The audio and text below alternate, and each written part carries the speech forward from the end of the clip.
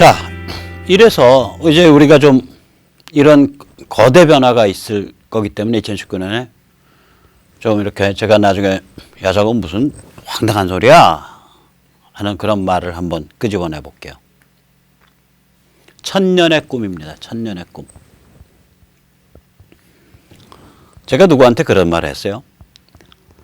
야, 나 천년 꿈을 좀 생각을 하고 있는데 우리 한번 말을 해보자.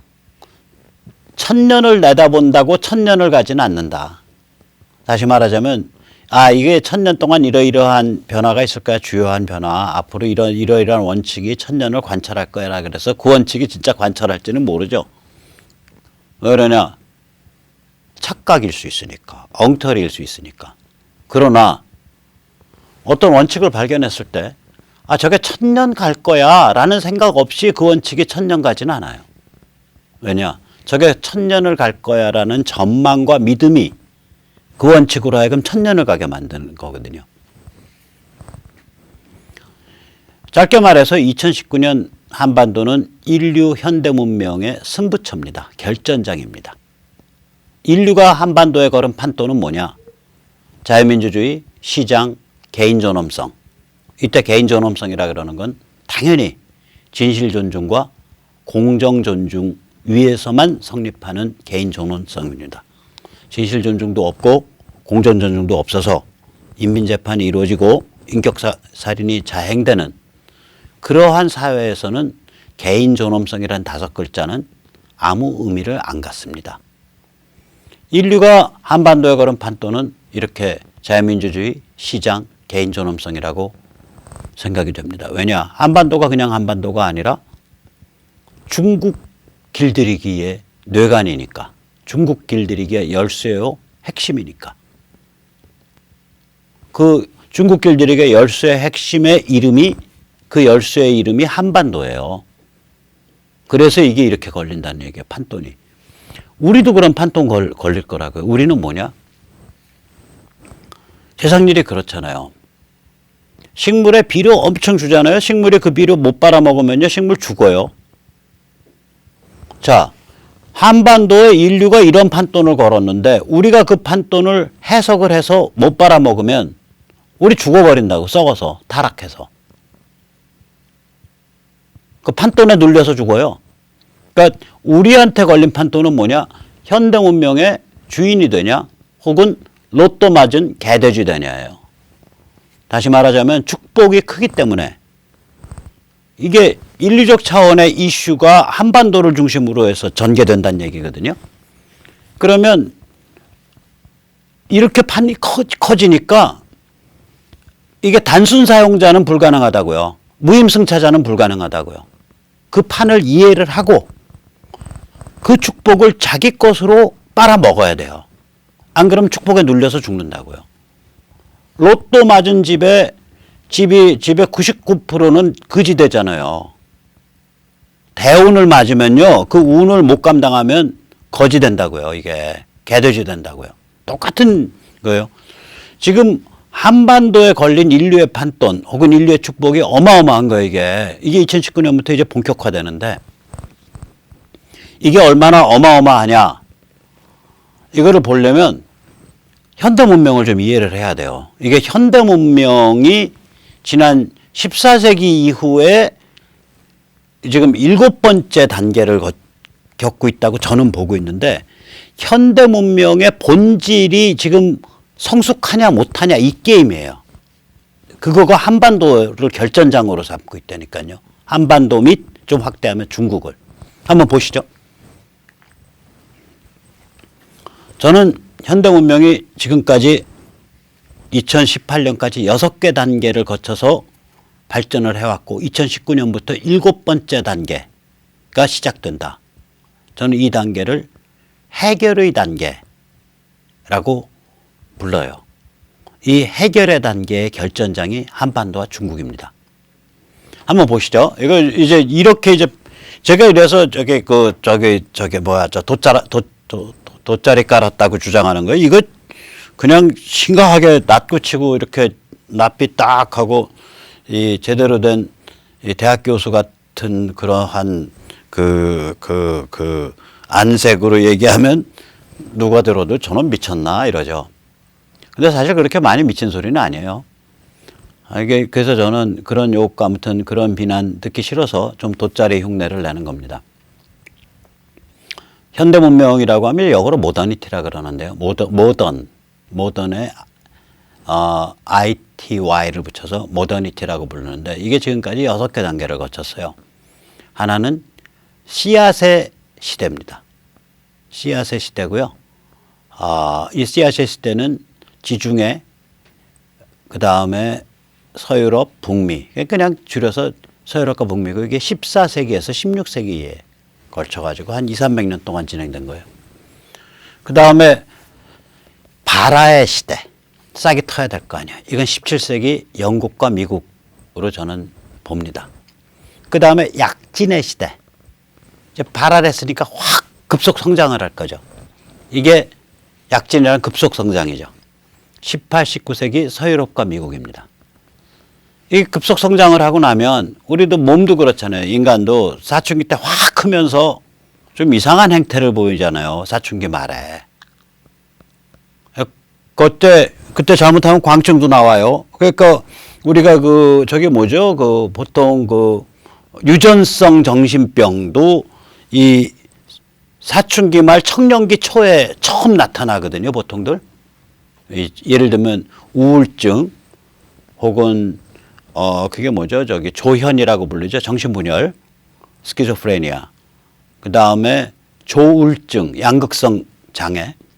이런 게 보통 이제 청년기 초에 나온다고요. 이게 광증의 시대가 되죠. 이게 한 100년 걸렸어요.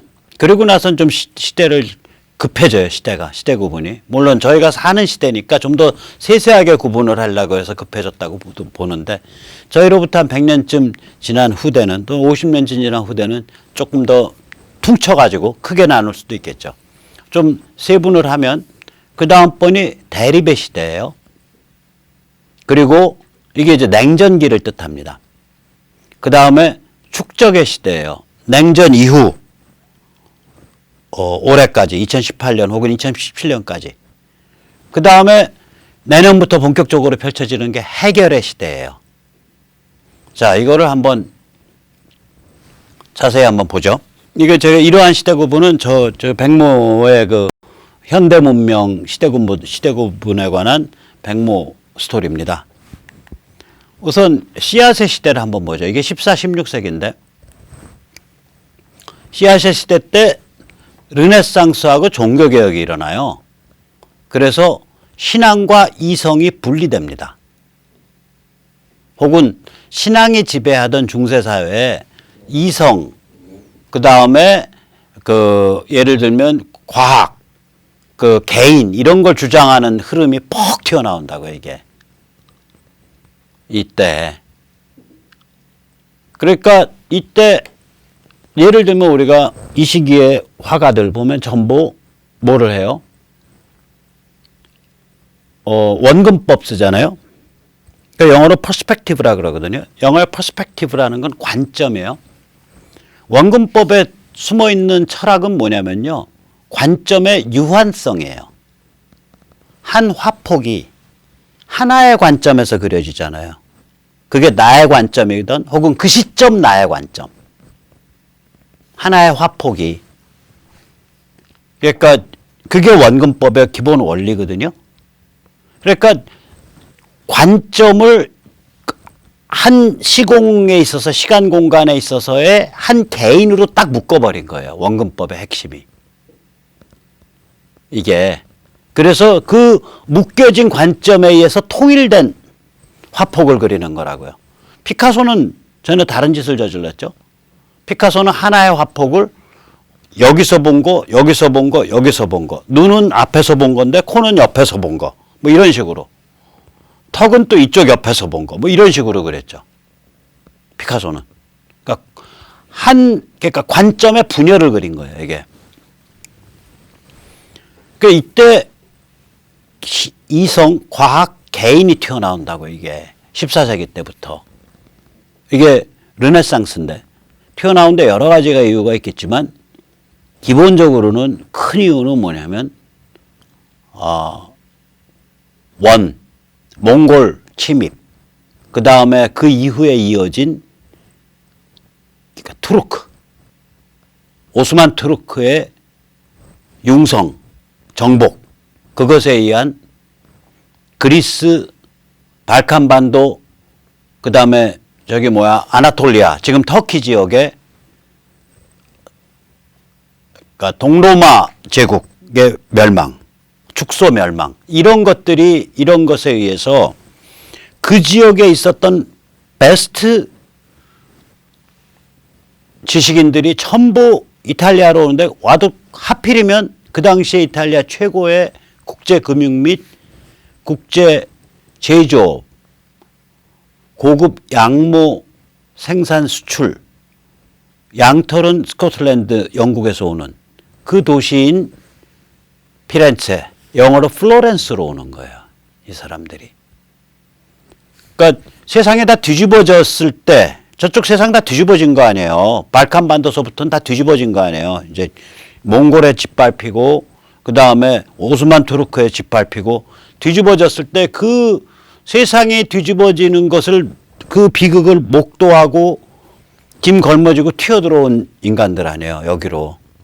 그러니까 기존 세계관이 붕괴하죠. 붕괴하면서 온갖 그 신기한 새로운 학문, 새로운 관점이 밀려드는 거예요. 그러면서 여기서 르네상스가 시작된다고. 르네상스에 이제 개인이 튀어나오니까 그거랑 맞물려 가지고 종교에서도 하나님 앞에 서 있는 개인이라는 관점이 튀어나온다고요. 그게 종교개혁이에요. 그러니까 둘은 어떻게 보면 맞물려 있는데 이 맞물린 게 완전히 대립해서 튀어나온 거예요. 이 대립 전에 이거 둘을 하나로 엮으려는 시도가 있었어요. 이 사람이 토마스 아퀴나스입니다. 13세기일 거예요. 토마스 아퀴나스의 진짜 책을 보면 이 사람 이성이나 과학을 옹호하거든요. 옹호한다고. 일종의 디즘이라고 표현되는데 이신론, 신은 이성적 존재다라는 그런 입장이 있어요. 그 이신론에 밑자락을 깔아요, 벌써. 그러니까 토마스 아퀴나스만 해도 신앙과 이성이 하나로 엮일 수 있다라고 생각한 사람이에요. 근데 이게 르네상스와 종교개혁을 거치면서 실제로는 두 개가 명확하게 꼭 대립은 아닌데 완전히 다른 로직을 갖고 나가기 시작을 해요. 쌍발 엔진이 된다고요. 이게 이 종교개혁은요, 우리가 루터만 아는데 루터가 중요한 게 아니에요. 14, 16세기에 한 저보고 꼽으라면 5명쯤 꼽는데요. 5명 중에 3명이 의외로 영국 사람들이에요. 그리고 한 명은 체코이고요. 다른 한 명은 독일이에요. 그러니까 영국에서 이미 위클리프라는 사람이 이게 14세기일 거예요. 그리고 틴데일 16세기. 그리고 넉스는 우리가 잘 안 알려져 있지만 이거 그 신앙 깊은 사람들, 공부한 사람들은 알 거예요. 이 사람 당연히 아시죠. 이 사람은 지금 우리가 보면 회중교회, 즉 신도가 모여서 신도의 집단별로 교회를 자체적으로 발전시켜가는 그 회중교회 전통을 세운 사람으로 꼽힙니다. 넉스는 스코틀랜드 사람이에요. 그러니까 장로교 쪽의 비조라고 보시면 돼요. 이게 회중교회의 대표적인, 요새는 교회들을 다 회중교회가 많은데, 그러니까 이 기독교, 개신교 중에서는, 기독교의 이제 회중교회가 아닌 데는 이제 그 감리교죠. 메소디스트. 나머지는 이제 그 교파 이름을 뭘로 걸던 다 회중교회적 전통이 강하고, 감리교도 회중교회 전통이 있어요. 그 안에 까면. 어쨌거나 근데 이 넉스가 이제 그 회중교회 전통, 특히 그 장로교 쪽 전통을 영국에서 이제 비조 역할을 한 사람이에요. 그런데 우리가 여기서 뭐를 주목해야 되냐면 신앙이라든지 회중이라는 건 공동체잖아요. 신앙과 공동체는 선악 구분축이에요. 선이냐 악이냐. 우리가 이 종교를 떠나면 그 선악 개념이 약해져요. 저같이. 그러니까 종교 문턱을 벗어나면 그거는 이미 우남 이승만 우리 그 초대 대통령이 왜 공산주의로는 안 되는가라고 공산당의 당부당이라는 아주 뛰어난 컬럼에서 1922년경에 밝혔어요. 공산주의가 안 되는 이유 첫째, 사유재산을 없애면 게을러진다. 둘째, 지식인을 없애면 무식해진다. 셋째, 상공인, 기업가를 없애면 혁신이 일어나지 않는다. 넷째, 종교를 없애면 선악 구분이 없어진다. 즉 종교를 없애면 도덕이 없어진다. 이 선악 구분이 도덕이잖아요. 예를 들어 저 같은 사람은 도덕커녕은 틈만 나면은 형법도 어겨갖고 유죄 판결도 받고 이러는데 형법은 도덕이 아니죠. 법률은. 그거 어기면 불이익이 있으니까 지키는 거죠. 실제로 내심을 까면. 도덕은 그거보다 훨씬 더 근본적인 거죠. 선악은. 근데 선악은 종교랑 밀접한 관계가 있습니다. 그러니까 제가 신앙이 깊은 분들을 종교를 함부로 비판 안 하고 극도의 존중심을 갖는 이유가 저는 비록 좀 프로파일처럼 개 같은 그런 성향이 있지만 저보다 훨씬 더 고차원적인 훨씬 더 근본적인 선악에 대해서 개념을 갖고 있는 분들이기 때문에 제가 그 종교에 대해서 감히 비판을 안 하는 게 그래서 그래요. 어쨌거나 이 선악 개념이라는 건 선악 구분축은 공동체와 종교에 의존하는 거예요. 이거는 기본이. 그러니까 만약에 종교도 다 깨져나가고 공동체 다 깨져나가고 마을 깨져나가고 대가족 깨져나가고 문중 깨져나가고 이러면은요 사람이 이 도덕 개념이 없어져요. 남는 건 뭘만 남냐? 이성과 개인은 어디에 가서 남냐면 진실과 거짓 구분축에 가서 남아요. 이게 진실이냐 거짓이냐. 기독교의 장점은 뭐냐면 또한 불교도 그렇지만 개인이잖아요. 개인인데 선악을 간다고요, 이게. 그게 이제 위대한 종교의 특징이에요, 그건. 어쨌거나 그러나 그 개인도 결국은 그게 무슨 불교에서 말하는 승단으로 모이든지 혹은 기독교에서 말하는 회중으로 모이든지 공동체를 형성한다고요, 종교는. 그래서 선악이 더 강해지죠. 좋은 일이죠. 그런 분들이 뼈가 굵게 사회 곳곳을 지켜줘야 사회가 유지되는 거거든요. 어쨌거나 이 시기의 문제는 뭐냐, 혹은 미완의 운명은 뭐냐. 이 선악축하고 진실 거짓축이 딱 두 개 쌍발 엔진이 생겼는데 이 쌍발 엔진이 제대로 각각의 발전할 거냐, 그 다음 발전한 다음에 서로 싸울 거냐, 아니면 서로 어떤 화합이나 통일이 가능하냐, 뭐 이런 문제가 이 씨앗 때 딱 던져진 거예요, 이게. 이 씨앗 시기의 기본 화두가. 그리고 이제 씨앗이 서니까 발화를 해야 될 거 아니에요. 이게 근사하게 발화를 해요. 이게 17세기 영국과 북미에서 발화를 하는데, 당시 북미라는 건 영국 식민지니까 그냥 영국이라고 말할 수 있겠죠.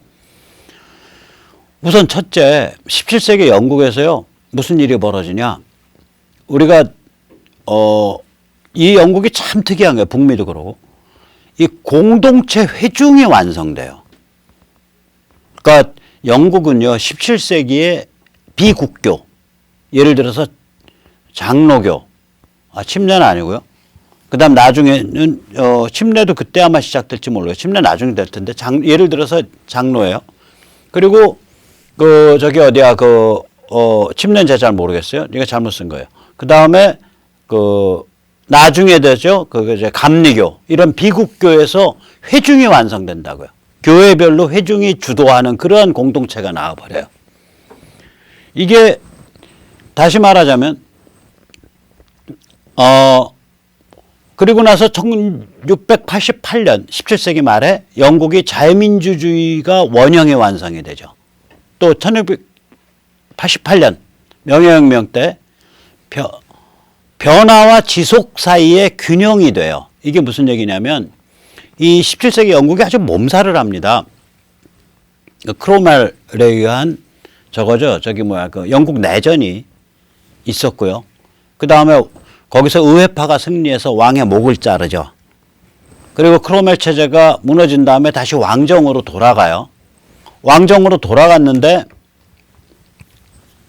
왕정 돌아간 다음에 그 다음번 왕이 계승자일 거예요. 그 공주가 그 다음에 왕자가 자기 엄마 따라서 가톨릭으로 갈라 그래요. 그러니까 보니까 한국은 종교 전쟁을 한 적이 없어서 그렇지만 그 인류 역사에서 종교라는 건 한 100년 전까지 결정적인 요소예요.